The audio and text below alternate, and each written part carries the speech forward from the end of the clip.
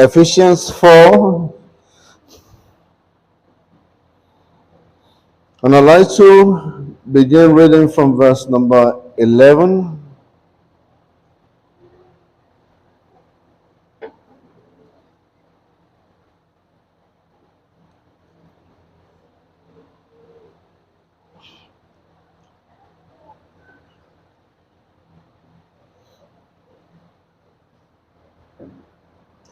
And he gave some apostles, some prophets, some evangelists, and some pastors and teachers, for the perfecting of the saints, for the work of the ministry, for the edifying of the body of Christ, till we all come into the unity of faith and of the knowledge of the Son of God, unto a perfect man, unto the measure of the stature of the fullness of Christ, that we henceforth be not more children, tossed to and fro, and carried about with every wind of doctrine, by the sleight of men and the cunning craftiness, whereby we lie in wait to deceive.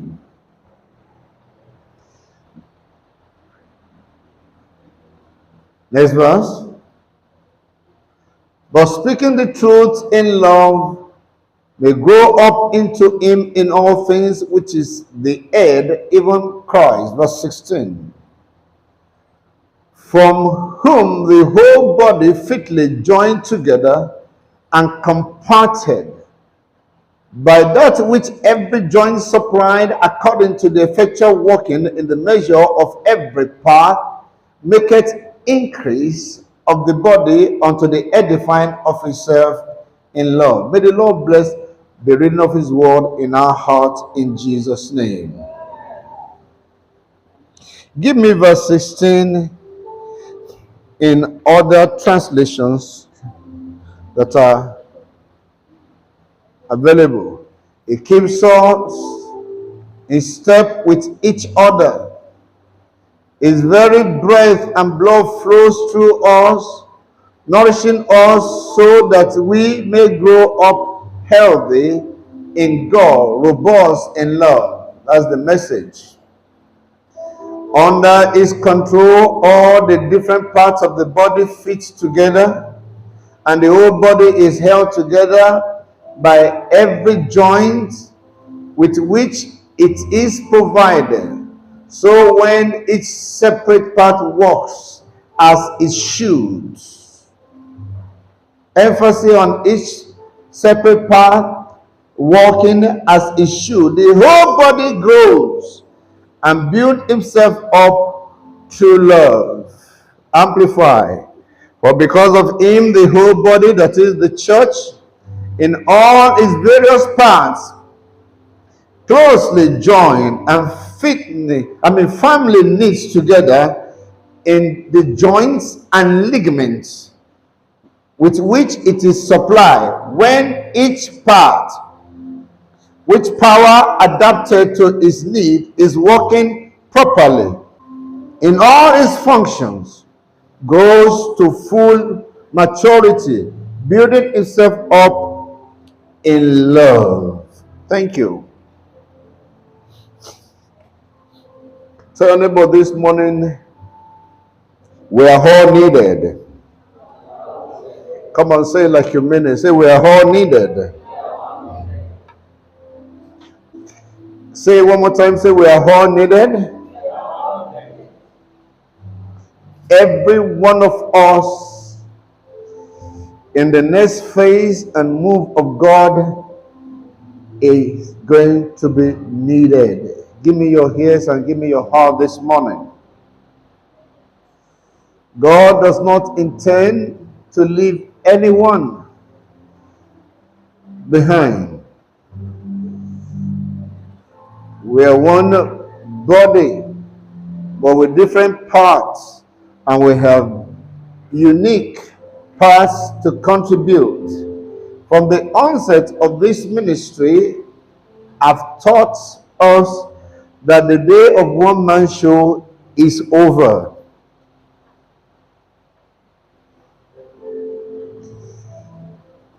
I'm not excited when it is, all of one man, because I know that that will not birth what God intends to do in our time and generation. The day of one man show is completely over. That's why again and again, many of us have access to the platform so that we can grow, we can exercise ourselves, and be able to fit into what God wants to do by us contributing our own quota and parts as the need be. The next move, the next phase, everyone is going to be needed. Not even the pastors alone can do the work. As a matter of fact, the teaching ministry and the pastoral ministry and every other part of the fivefold ministry was designed from the scripture that we just read to prepare us, to equip us, to train us for the work of the ministry. Every one of us in this move will be needed. Those of us who are the social media will be needed. Those of you who have channels in YouTube, in TikTok, or whatsoever, Instagram, Twitter, everybody is going to be needed. And I'm telling you and I'm preparing you ahead so that it will not be alien to you when we get to where we're going. Every hand must be on deck. There is a part that each and every of us is supposed to supply. Money will be needed, so those of us who are doing business must be ready to do it good and do it big.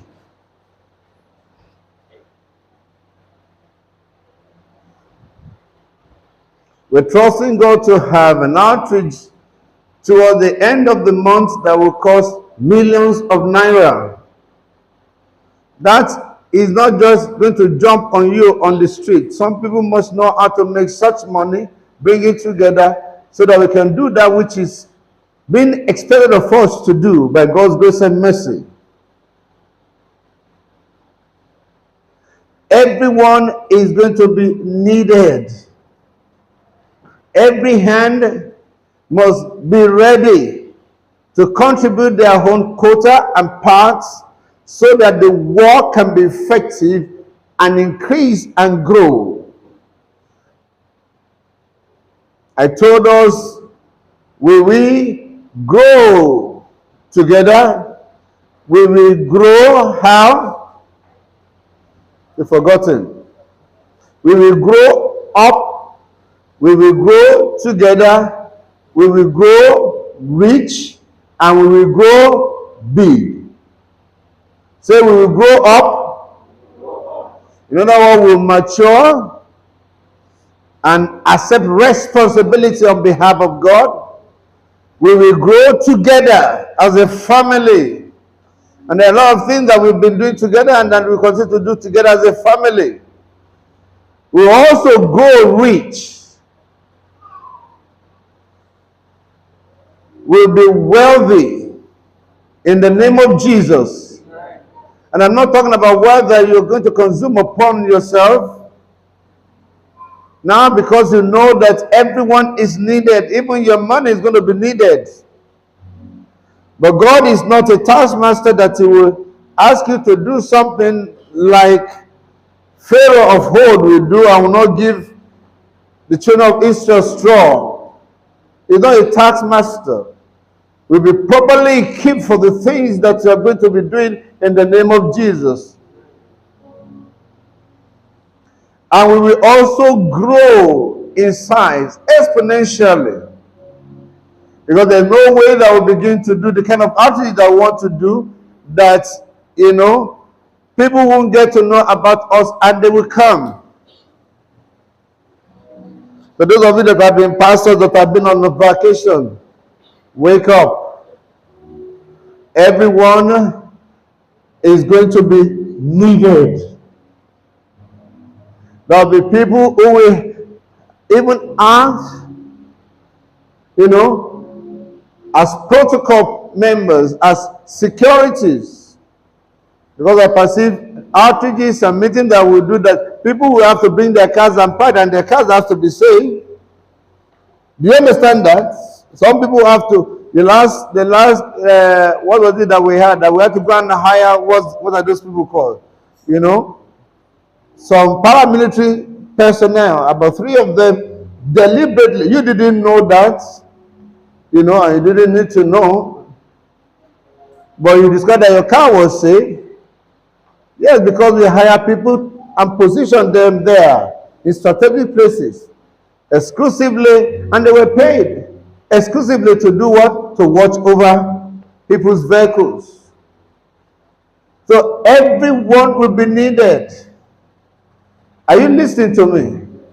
By the time we bring in the kind of equipment that I want to bring in here, we will need people who knows about what we call it, I was going to say city TV.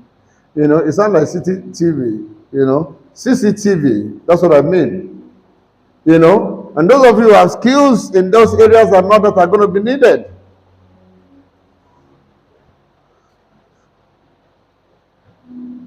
Everyone will be needed. Tell your neighbor, you are about to be needed. The one who said it to you, tell him to, that you two are about to be needed. Everyone will be needed. Or medical personnel will be needed. More of them will have to come in Jesus, the security experts. In the name of Jesus. Intercessors. Those of us who can pray, who know how to make a room shake when we pray, will be needed. All of us will be needed, because the Bible said, there is a part that each joint means every joining. You have joined this assembly and joined this movement at one point and at a time. So there's something that's supposed to be flowing from you into the body, if it's going to be healthy and if it's going to grow as it's supposed to grow. And this is the time at which every joint must be ready to supply its own part. Say, I will supply my part. I can't hear you this much. I will supply my part. Every one of us has a part to play. It's time for us to locate that part and step into it in this season by God's grace and mercy. All of the training, all of the teaching had been preparatory to this season and time. It's time to walk. I walk the works of him who called me while it is yet day. That was an old song. I walk the works of him. Da da da da da da da da da da da da da da da da da da. Da da da da da da da da da da da da da da. There's a time to walk, my friend, and there's a time that by that time it will be too late, when your soul does not have pleasure in such anymore. Let's do the walk while we have the grace, the energy, the means to do it in the name of Jesus. Say, I will walk while it is day. That's the first thought I want to share with you. I want everyone to know that every hand, every vessel, every one of us will be needed. There'll be nothing too small to contribute. There'll be nothing too little to contribute. Secondly, this morning, second thought I want to share with you. Listening to people lately, especially Christians, I'm beginning to get afraid that not too many people's life is purpose and vision driven again. Your life and my life must be purpose and vision driven. Say, my life, please talk to me this morning. Say, my life must be purpose and vision driven. Let me ask you, what's driving you? Believers, the first thing that you must come in contact with is your purpose. For this reason came I, for this purpose. As He saved you and I. Every one of us, He has saved us for a reason and for a purpose. He had an intent in mind when He got you saved.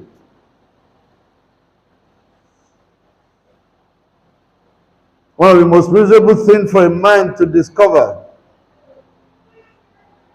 after he's long gone at the throne of judgment is his purpose that he never fulfilled. The system and the economy is so crazy that is driving a lot of people out of their purpose and vision.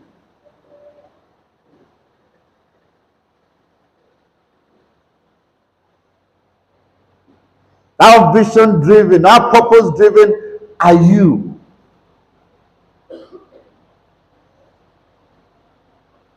Huh?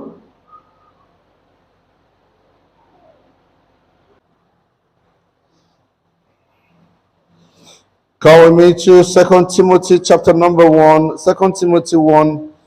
You give me verse 9. 2 Timothy 1, 9.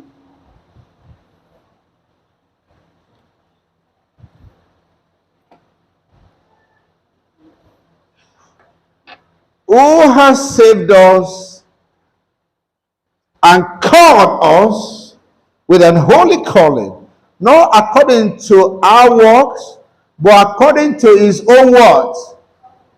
Please talk to me. According to His own words. See, there was something He proposed to do with you and through you when He called you, when He saved you.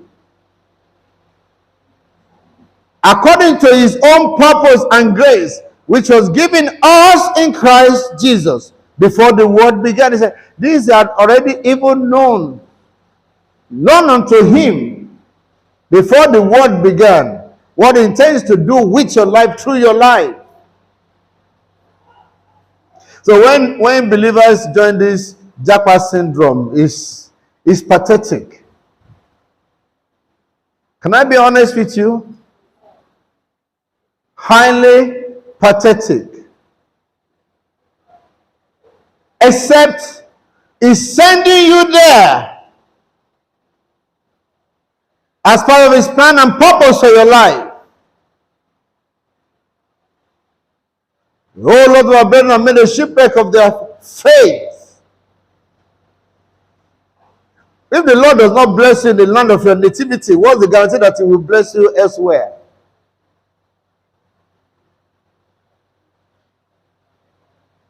But He has a purpose for you, that He has a plan for you. Oh, blessed be the name of the Lord. How's coming of our burden are purpose driven? By Japan.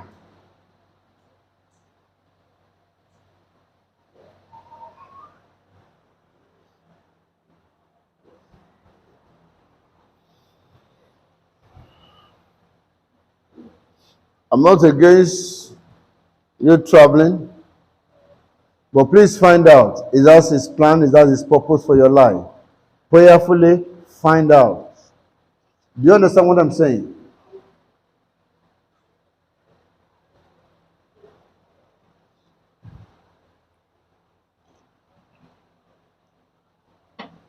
I have a very, very dear couple. You were with us since the days of Glory Time Bible Church. Very fine brother and sister, doing well, growing up, you know. And they jackward.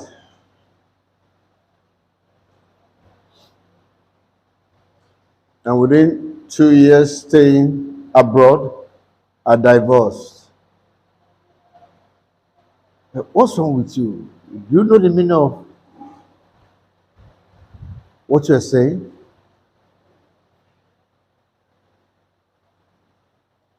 And the children are torn into, disarray completely.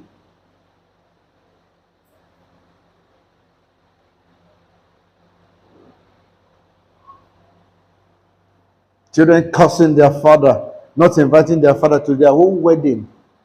And we don't even have such culture. We don't have such heritage. If any of our children, any of our daughters are being given in marriage, who should give their hand in marriage? The father! Strangers are doing it for our brethren. Something is wrong somewhere. Let's call a spade a spade.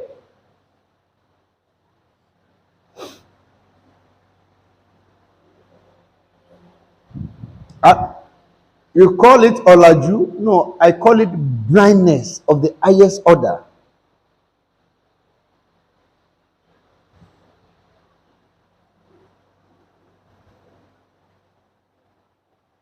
Let your life be purpose driven. Let your life be vision driven. This year, where are you going? Where is it taking you? What does it want to achieve with your life and through your life? And give your heart to it and your energy to it. That's where you find fulfillment. That's where you find peace.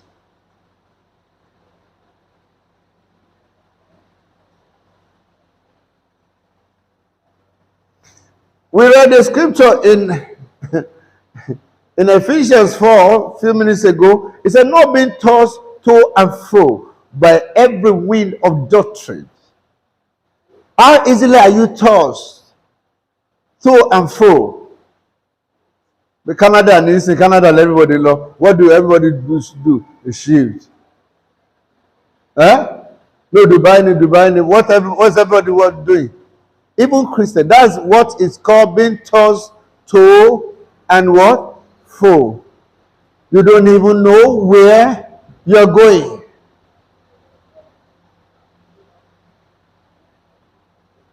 That's why a woman can wake up, married woman can wake up and said he found a man that is taking him to London, and he abandon his family to follow London boy.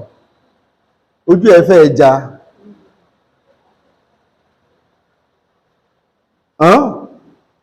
And then the opposite also happen now. They follow London girls too.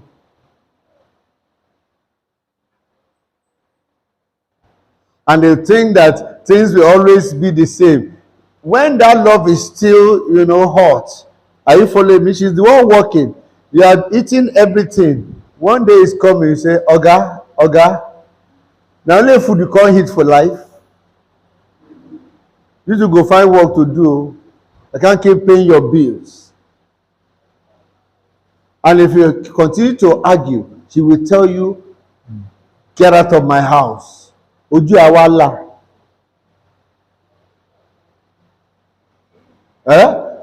Life is not love driven, because that's love that has driven you into that path.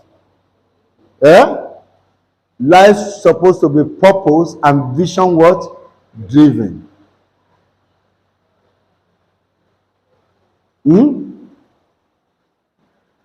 Imagine a lady telling grown up men, "Oh, you are leaving my house today." Added there will sit and he will pack all his load. Don't you see these things? If the man have had this kind of a message and he allowed his life to be purpose driven, will that ever happen to him?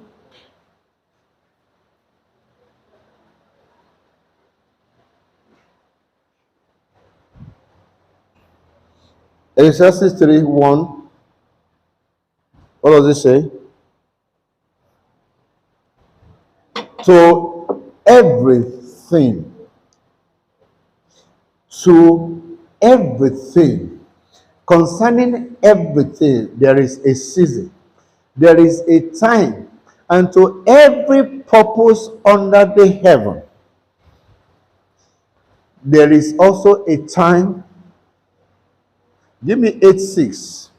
Ecclesiastes 8:6. Because of my time.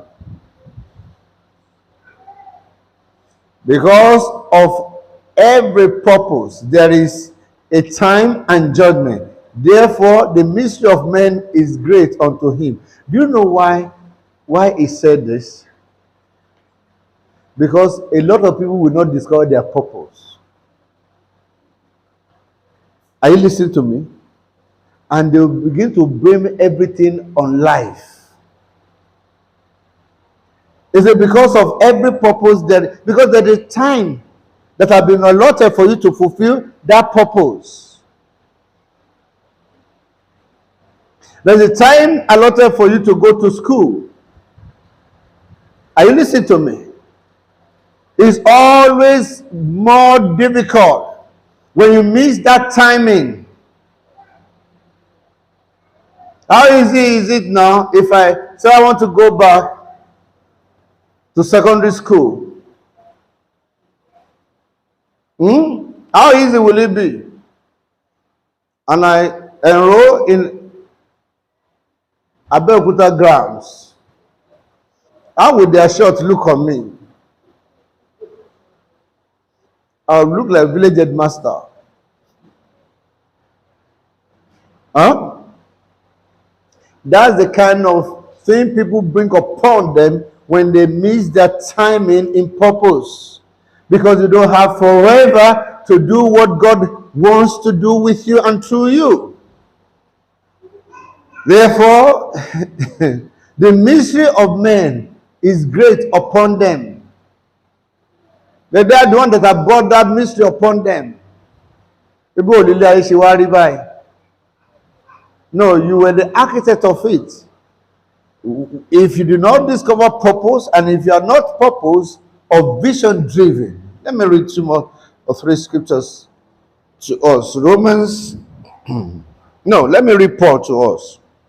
For Romans, Acts of Apostles, chapter number 26. Let me read verse 16. Just one verse. We'll say it all.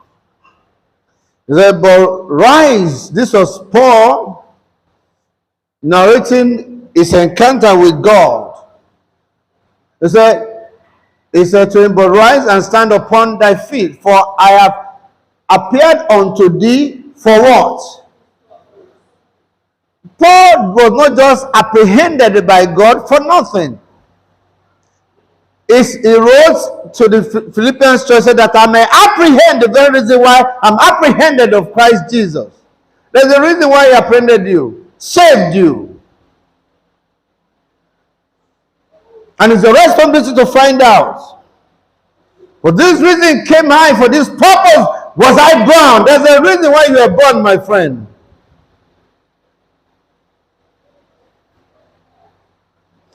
He said, for I have appeared unto thee for this purpose, to make you a minister and a witness, both of the things which thou hast seen and of the things in which I will appear unto thee, that I will still show you. One translation says, he knew why he was apprehended. Do you know why you have been apprehended? That's why I began by telling you that every one of us is needed in this season. There's a part everyone's supposed to contribute. And you can't contribute that part until you come to terms with it and understand it and begin to give yourself fully to it. Not they bring you here to heart to the number. Who cares about number here? Your purpose. He said, for this purpose. For what purpose are you born again? Huh? Do you know? Because if your life is not driven by purpose and vision, Anything that comes your way, you will follow.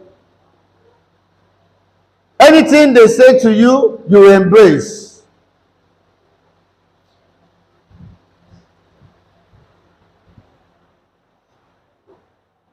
One church, they told them to bring their bathing soap and their bathing sponge. You want to go and have your bath in church? And they did Sunday morning.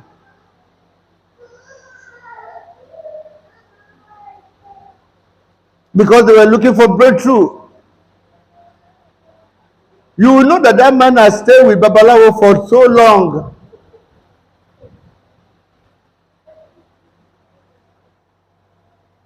Huh? Your bathing soap and your sponge. Imagine pastor say, bring it on Sunday. You say, pastor, you understand what I'm saying? But if you understand your vision and your purpose and you come to terms with the very reason why, you won't be tossed to and fro with such wind of doctrine.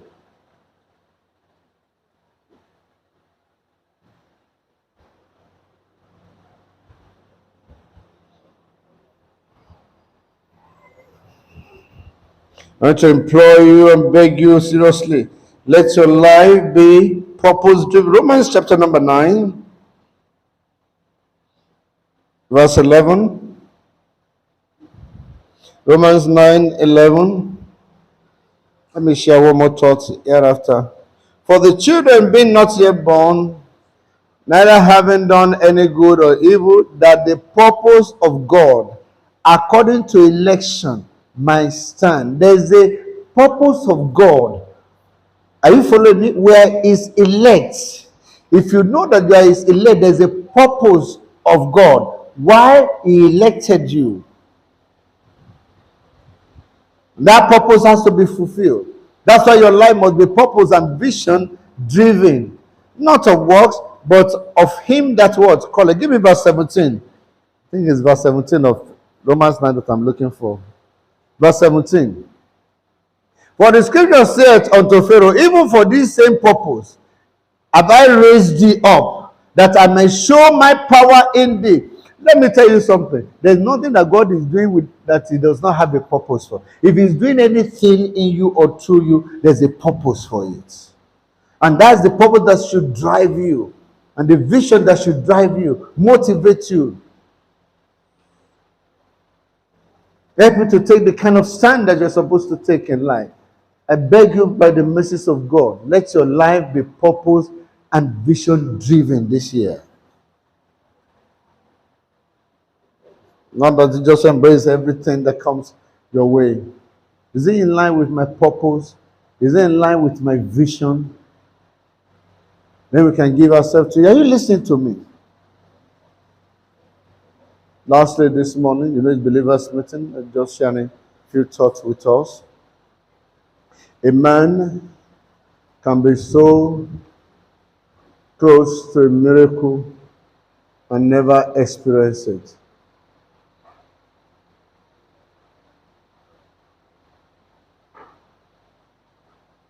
And that really, really scares me.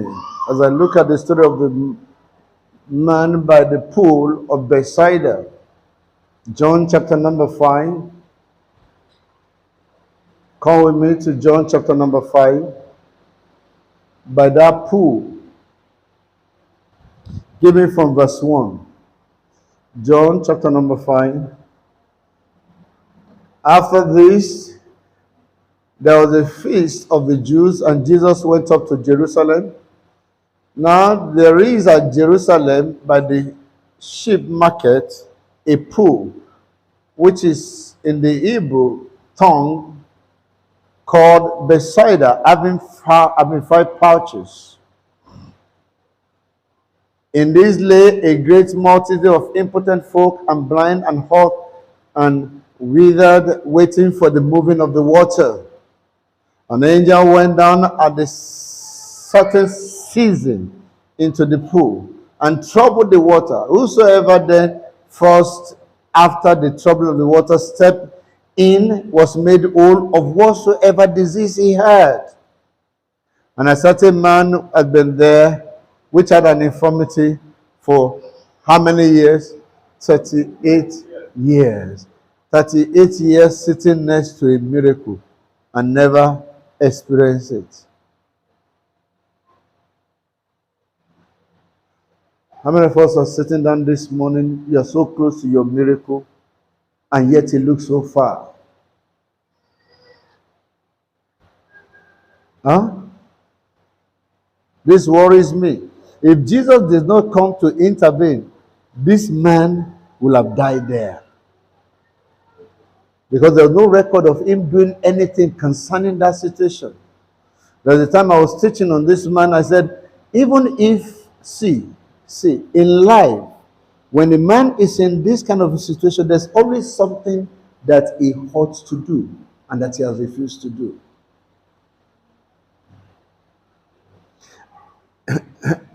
Several years ago, I began to show you the picture of the man. I said, it's like the man, suddenly when he hears the angel coming, and the angel troubles the water, and he moves to get close. Somebody gets, in there before him. What does he do again? He goes back to where he was sitting before.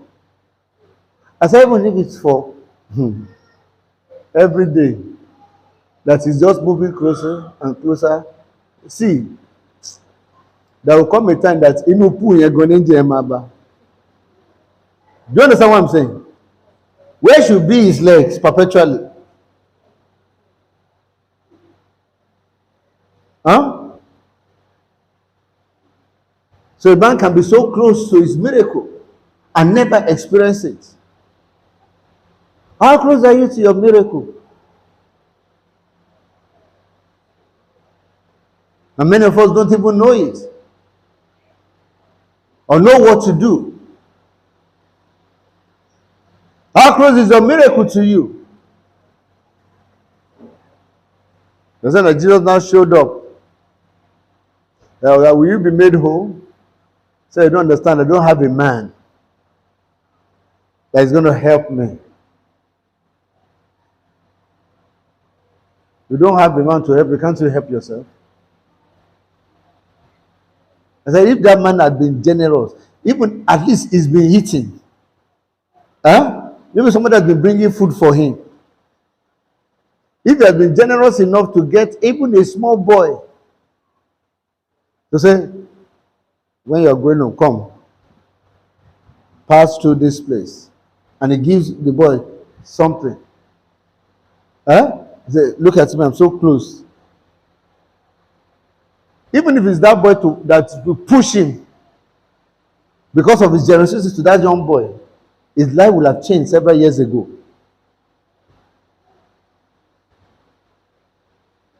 You want men to help you. What have you invested in the life of the men that you're looking for to help you? Oh, Shagilogbe, that's my Owe. Oh, Takurolofa. Ogberu si de ope. Onofe mu. Oni ofe ni roni. No investment on anybody throughout the 38 years.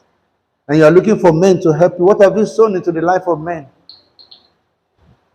that will make men to rise up to help you?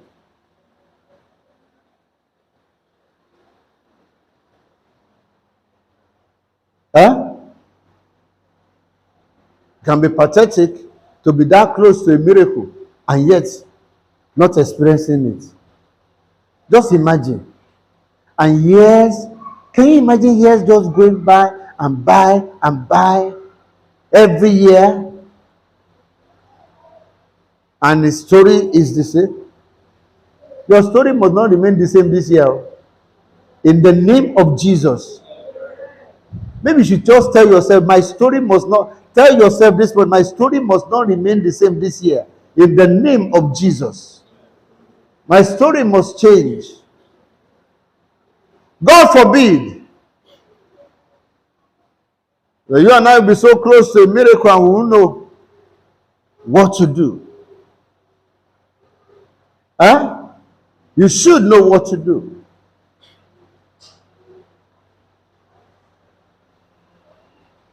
Can be very, very painful.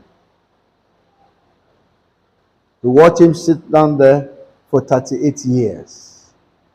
Kó má dẹ̀ rí ọkọ̀ kókàn tí ẹ ṣàánú ẹ̀. Ó ní uncle, nínú ọdún yìí, I'm going to stay with you. You mean he doesn't have siblings? Did he drop from heaven?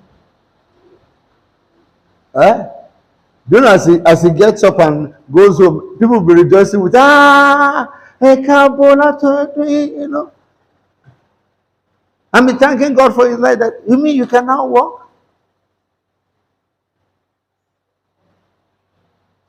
So how come they never did anything about it? And knowing fully well what they ought to do about it. Why would the man, for instance, let me close with this. Why would the man, for instance, say, I have no man? Have you ever thought about it? Listen to this. Why would the man say, and he said to Jesus, where did he say, come on, let's read it together. Give me the important answer, is, sir, I have no man. I have no man when the water is troubled to put me into the water, into the pool. But while I'm coming, another steps into before me. Why would this man say, I have no man? He has seen others being helped by others consistently again and again. Other men have helped them to become what they're supposed to. What's supposed to happen to them? God didn't just jump up on him. He just watched other men being helped.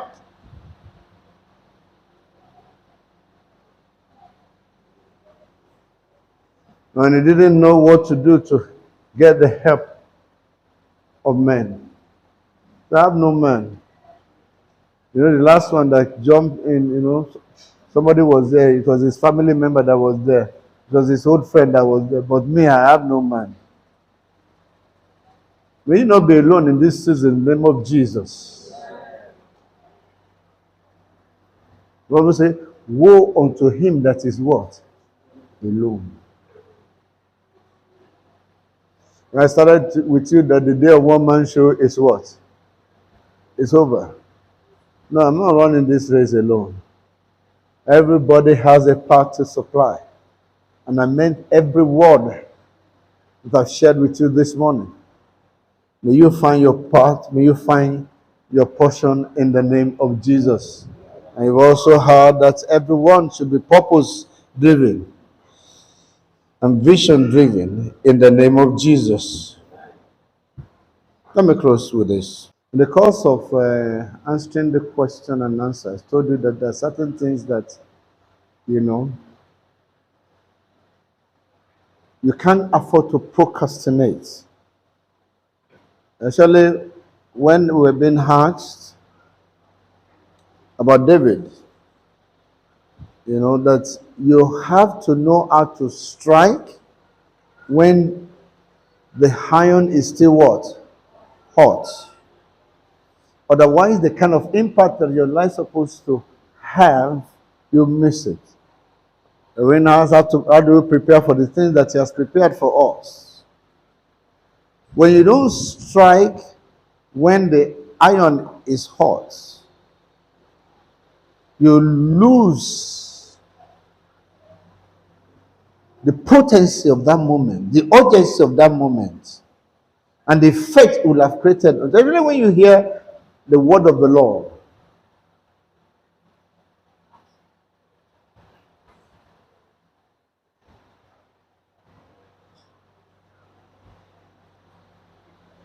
When you're so close to a miracle, what do you do? Do you have an idea? What do you do when you're so close to a miracle?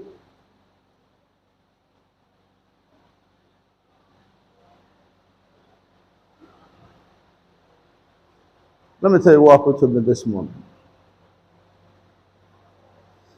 As I was asking, so what do you do when you're so close to a miracle? Just had, bring me a mistral. I said, what is the connection between bring me a mistral and what you're saying? You know who said, bring me a mistral? Do you know who said, bring me a mistral? That was Elijah when Jehoshaphat and the other king wanted to find out what they should, whether they should go to war or not, and he needed to prophesy to them. And he said to them, "Bring me a minstrel." And I said, "Look, what is the connection between bring me a minstrel and the question we're asking?" The guy wanted to bring a word from them to the law, and he said to them, "Bring me a minstrel." And the Bible says the minstrel began to sing. The hand of the Lord came upon him, and he began to prophesy. Imagine when he said, "Bring me a minstrel."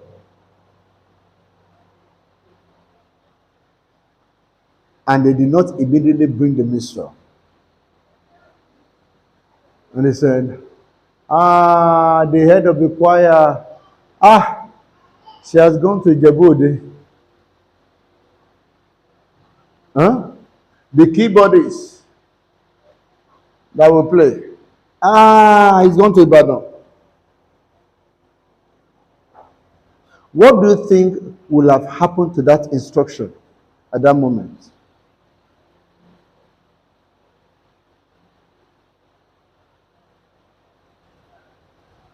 You want to know how to prepare for the thing that He has prepared for you? Listen to me this morning. Bring me a minstrel. And in no time, the minstrel gathered. It's as if they were already prepared and ready, as if they were waiting for that command. And they showed up immediately. And they began to sing. How did they know the song that you sing?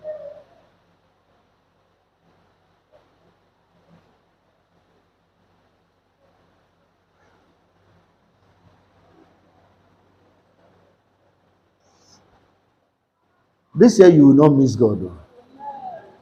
In the name of Jesus. Because I saw that immediately, they gathered. And the guy prophesied. And the rest was history. Is there any connection between your miracle and what I'm telling you this morning? Yes. When you do not do that which is needful immediately, when you hear the word of the Lord, and you allow that process to become watered down, and it goes, believe me, by the time you are getting home, you will have become weary, tired. And you know the devil. What did I say in the morning? I said, it will even make you sleep. By the time you wake up, you say, you have not cooked though, and begin to cook. By the time you finish cooking, you say you want to pray, you are tired, you said, let me sleep. When I wake up again, that you will do what? What will have happened to that fire? Is gone. It's gone.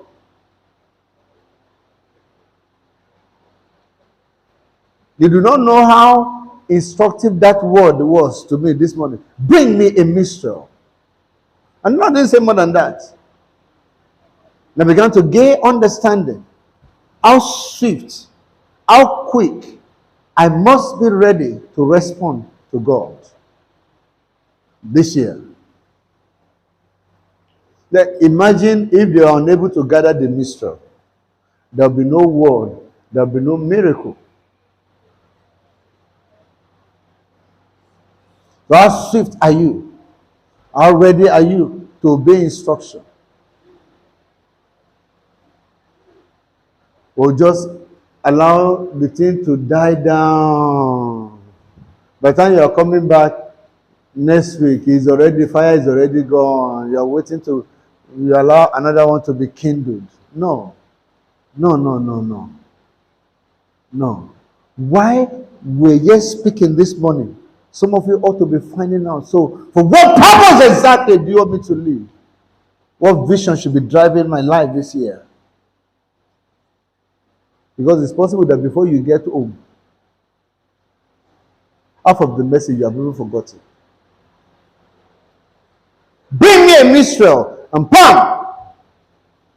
They should, as if they were already waiting. If your opportunity shows up this afternoon, How prepared are you? How prepared are you? Or what lame excuse again are we going to be given? I have no man. I have no man.